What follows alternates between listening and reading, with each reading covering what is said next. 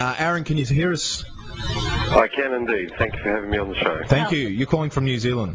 That is correct. Hi, Aaron. Hi, Claire. How are you? Yeah, good, thanks. Thanks so much for calling us. I really appreciate this interview. For sure. Now, there's been stuff in the media all around the world about Senator Xenophon coming out and calling for a criminal investigation into the practices of Scientology, and even our Prime Minister, Mr Rudd, here in Australia, has raised concerns as well.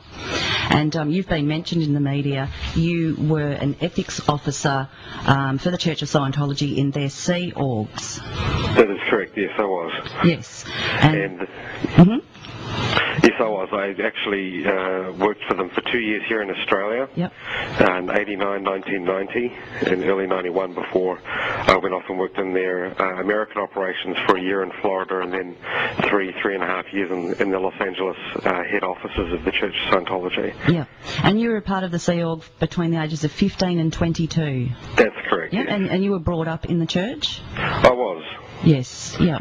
Oh, sorry to interrupt. Can you just explain what Sea Orgs is? I wasn't here. Yeah, do you want to explain? The Sea Org is an abbreviation for the Sea Organisation, literally S-E-A, Sea Organisation.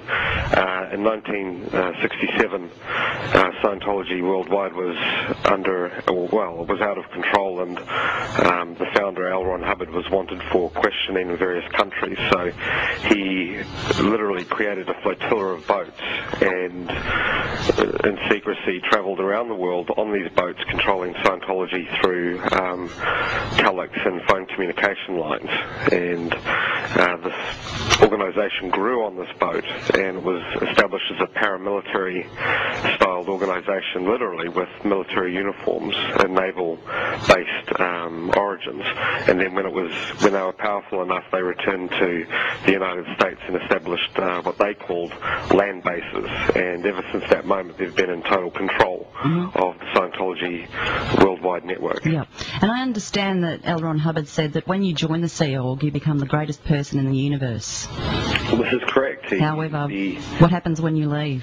The sheer irony of this is that when you're recruited for this organisation, you're told, we need you for life, we need you for this life, the next life, and every other life you'll have.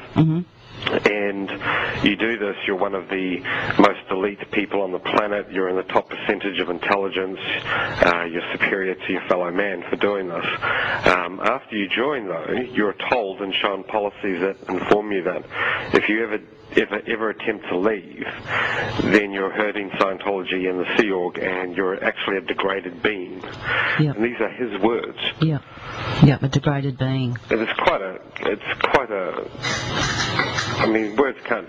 No one should call another human being degraded, especially when they dedicate their entire life to what they believe at that time is the best cause that they could be involved in. Aaron, this is Jack. What made you go into Scientology? He was raised. Oh, you were raised. I was raised into it. I did very little Scientology as a child, but when I was 15, I had my father took his own life just before I turned 15. Right. And the Sea Organisation over in Australia and Sydney heard about this, and they sent two people over, and they read my files. Yep. My private confidential auditing files, and looked at the details and saw how I felt about my father's death and that I felt somehow responsible for it. And they used this as a way of recruiting me by saying, look, if you join the Sea Organisation and help mankind, you can prevent this from happening to other people. I mean, you don't want other people to have their fathers die, do you? So they gave you a chance. They gave you a chance to think about whether you wanted to do it, or you just went straight in as a child? No, there was such an urgency on it that there was, planet Earth, the clock is ticking for planet Earth, we must do this now. Literally, the decision had to be made there, right there, that night, within that hour, and then documents were drawn up to get me over to Australia within the next day. Wow. Now, I understand that the purpose of the Sea Org is to put ethics on the planet. That is correct. It's quite a different goal from the creed of Scientology. Whereas the Sea organisation purports and puts out there the creed of the church, their own private policies, which are written but they will never release to the public, actually show that their purposes are to control and dominate and get ethics in on the planet, and not only that, but to eliminate any sources within society that are anti their activities. Yeah. Now, we've presented a couple of months ago, we went quite into depth about the Church of Scientology, and we interviewed Carmel Underwood, an ex-Scientologist, and we had another interview with an ex-Scientologist, and we talked to members of Anonymous, which you would know about. And from what we've learned is that that there has been a lot of breaching of ethics by the Church of Scientology and the Sea Orgs.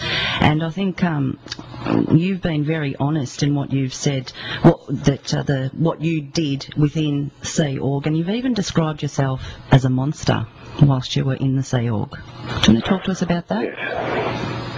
And yes, I have. I really find this difficult. It's difficult to talk about because it's very hard to look at yourself back and see just the sheer consequences of your actions. Yeah. And it took years after being out to fully awaken myself to just the sheer consequences of taking away liberties from people and the effects that then had on their lives. Yeah.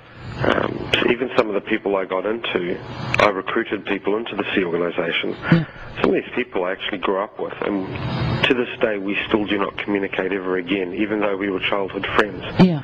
Because of the devastation that resulted from this. And I'm afraid to say that there was no one, I want Scientologists and I want public to understand this, that there was no one in that organisation more dedicated to making Scientology succeed than me. Yeah, yeah. I gave my life 105 working hours per week, every week, without a break for years. I was more dedicated than any Scientologist. And yes, I did become this monster because I just had to get done what needed to be done. Yeah. To preserve that church. Yeah, that's right, because I understand that what happens is that people become assets and part of a machine, that they're not seen as human beings, but actually staff members are called coins. That's right, coins, because they have a value, like in personnel. Yeah. Literally, you have a ledger, we'll exchange this coin for that coin so I can get this person posted over here. Yeah. I think that hearing this from a public, hearing this, or even a Scientologist listening to the radio now would find this very hard to believe. Yeah. But the fact of the matter is that public Scientologists themselves that know of the Sea organisation won't join it because they've heard the horror stories and they see the conditions that they live in and they don't want to be submitted to it. Yeah. But they actually won't do anything about it either. They'll stand back and say, well, that's how they want to live, even though they're giving me Scientology, it's okay for them to live in these atrocious conditions. Yeah. But the reality is that most Scientologists out there that know of the SEAL wouldn't dare join it. Yes. And the ones that do, more than, we're talking in the history of the SEAL, there are more people that have